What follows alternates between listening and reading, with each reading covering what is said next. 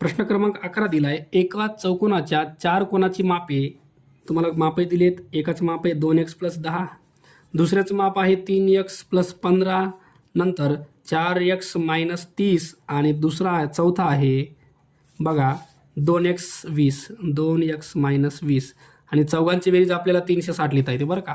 चौकोनाच्या चारही कोनाच्या मापाची बेरीज 360 घेता येते. ओके, चला हे 2x 3x 4x आणि 2x किती झाले बघा. 2 3 4 5 9 10 11 हे झालं 11 टाइम x. ओके, त्याच्यानंतर 15 आणि 10 हे झाले तुमचे 25 आणि हे -30 - 20 हे झाले मायनसमध्ये 50 बरोबर 360. ओके, चला हे 11x असेच राहू द्या इथं. ह्या दोघांना सोडवा. हे तुमचं -25 बरोबर 360. प्लस मायनसची वजाबाकी 50 मधून 25 गेले 25 चिन्ह मोठ्याच्या पुढचं 11x बरोबर 360. 25 जाऊन तुमचं प्लस व्हायले बेरीज करून द्या. ही आली 385. इकडे राहिला 11x आणि x बरोबर 385 भागिले 11. 11 भाग द्या. 11 3 33 उरले 5. 11 5 55 तर तुमची x ची किंमत यायली आहे 35. ओके, ही तुमची 35 जे आहेत बघा. पहिला कोण किती आहे आपल्या ह्याच्यात. चला पहिला कोण किती आहे 2x + 10 आहे. ओके, तर हे 35 इथं टाका. 2 × 35 + 10 35 2 70 + 10 70 आणि 10 तुमचा पहिला कोण 80चा यायला आहे. चला तुम्हाला बाकीचे कोण काढायचे आहेत. दुसरा आहे तुम्हाला 3x + 15 3x + 15 म्हणजे 3 × x ची किंमत किती आहे 35 + 15. चला 3 5 15 ला 5 हातचा 1 3 3 9 1 10 105 + 15 करा 120. हा दुसरा कोण झाला. हा कोण आहे 4x - 30 4x - 30 म्हणजे 4 × x ची किंमत किती आहे 35 - 30. चला 4 4 5 20 ला 0 हातच्या 2 4 त्रिकोण 12 2 14 -30 हा यायला तुमचा 110. ओके, नंतर चौथा जो कोण आहे तुमचा तो आहे 2x - 20 म्हणजे 2 × x ची किंमत किती आहे 35 - 20 35 2 70 - 20 हा येईल तुमचा 50 अंशाचा. ओके, तुमचा 80 आहे, हा 120 आहे, हा 110 आहे आणि हा 50 आहे. सगळ्यात लहान कोण आहे 50. हे जे कोण आहेत ह्यांच्यामध्ये आपल्याला विचारले काय सर्वात लहान बाह्य कोणाचं माप विचारले. सर्वात लहान बाह्य कोण जो आहे तुमचा सर्वात लहान बाह्य कोण विचारलाय. सर्वात लहान बाह्य कोण कुठं तयार होणार आहे सर्वात मोठ्या अंतरकोनाच्या शेजारी तयार होणार आहे. ओके, तर सर्वात मोठा अंतरकोन तुमचा 120चा आहे बरं का. समजा हा 120चा येत आहे तर याचा बाह्यकोन कितीचा येणार आहे. याचा बाह्यकोन येणार आहे तुमचा 60चा रेषीय जोडीनुसार. ओके, तर पर्याय क्रमांक तुम्हाला दिले बघा याच्यामध्ये. पर्याय 1 60 हे तुमचं उत्तर असेल. प्रश्न क्रमांक 12 दिला आहे. आपल्याला आकृती काढून घ्यायची आहे.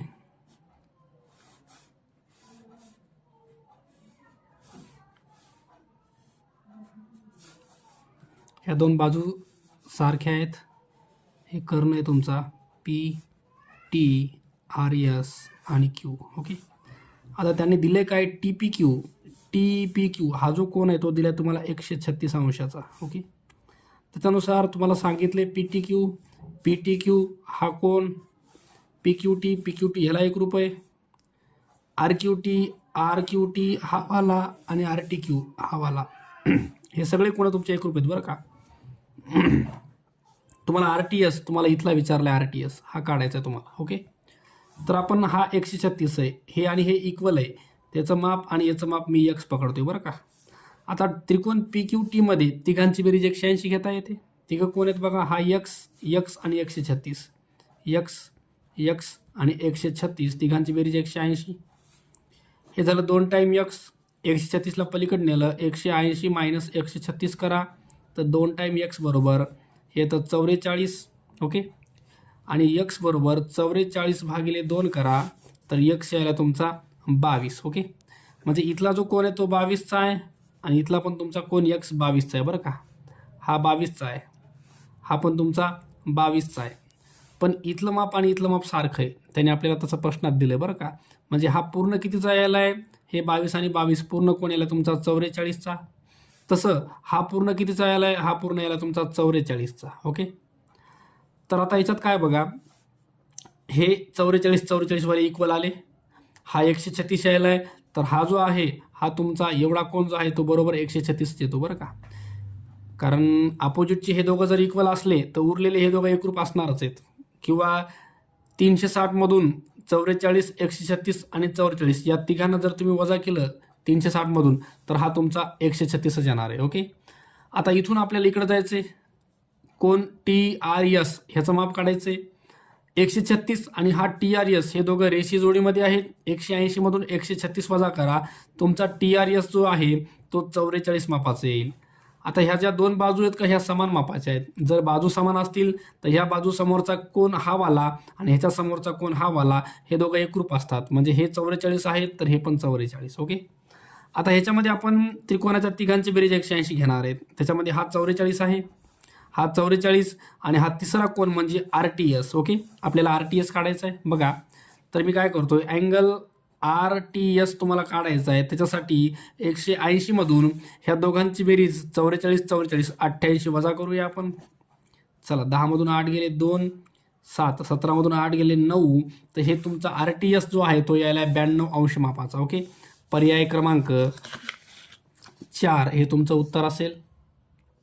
प्रश्न क्रमांक 13 दिलाय, ABCD हा समांतरभुज चौकोन आहे. बघा, हा तुमचा समांतरभुज चौकोन दिलाय ABCD. ओके, एचं माप 60 दिलंय, ह्याचं माप 60 आहे, तर तुम्हाला बीचं माप विचारलं, बीचं. ओके, तर समांतरभुज चौकोनामध्ये जे लगतचे कोण असतात, लगतचे कोण हे कसे असतात, पूरक असतात. या दोघांची बेरीज 180 असते. तर तुम्हाला बी काढायचा आहे. बघा, कोण ए आणि कोण बी दोघांची बेरीज 180 असते. तुम्हाला बीची किंमत काढायची आहे, बरोबर 180.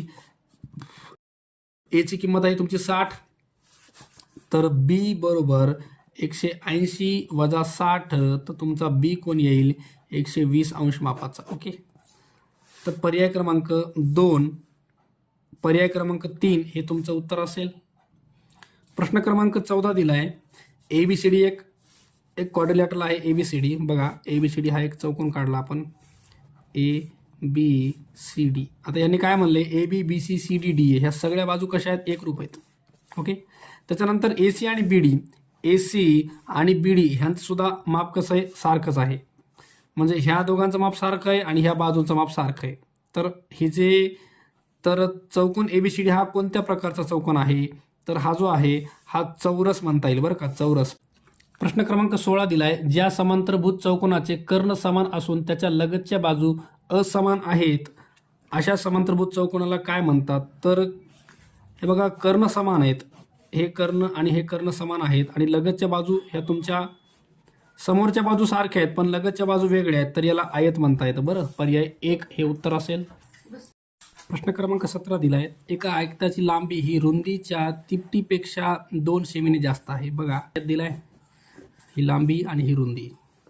लांबी जी आहे का रुंदीच्या तिपटीपेक्षा, समजा रुंदी x आहे तर रुंदीची तिप्पट म्हणजे 3x पेक्षा 2ने जास्त आहे. ओके, ही लांबी आहे, ही रुंदी आहे. ओके, परिमिती दिली तुम्हाला 60, तर तुम्हाला लांबी काढायची. बघा, आयताची परिमिती बरोबर 2 कंसात लांबी प्लस रुंदी. परिमिती दिली आहे 60 बरोबर 2 कंसात लांबी आहे तुमची 3x अधिक 2 प्लस रुंदी आहे x. 60 बरोबर 2 कंसामध्ये 3x आणि हे x झाले 4x प्लस 2. चला, 2 न मल्टिपल करा. 60 बरोबर बेचोक 8x, बेदोनी 4, हे 4 इकडे जा बरोबर 8x, हे तर 56 बरोबर 8x आणि 56 भागिले 8 बरोबर x. तर x आले तुमचं 8 1 8, 8 7 56, x ची किंमत तुमची 7 आली बरं का. तर x म्हणजे काय, तुमची रुंदी आहे 7. ओके, आता हेच 7 इथं टाका, 7 1 21 आणि हे 2 23 ही तुमची लांबी येईल 23. ओके, तर पर्याय क्रमांक बघू, लांबी तुमची 23 आली आहे. पर्याय 3 हे तुमचं उत्तर असेल. प्रश्न क्रमांक 18 दिलाय, पुढीलपैकी असत्य विधान कोणते. पहिलं विधान दिले, समांतरभुज चौकोनाचे सम्मुख कोण एकरूप असतात, हे योग्य आहे. समांतरभुज चौकोनाच्या सम्मुख भुजा एकरूप असतात, हे पण योग्य आहे. समांतरभुज चौकोनाचे कर्ण एकरूप असतात, हे चुकीचं आहे बरं. मध्ये दिले आपल्याला पर्याय 3 हे तुमचं विधान क हे असत्य आहे.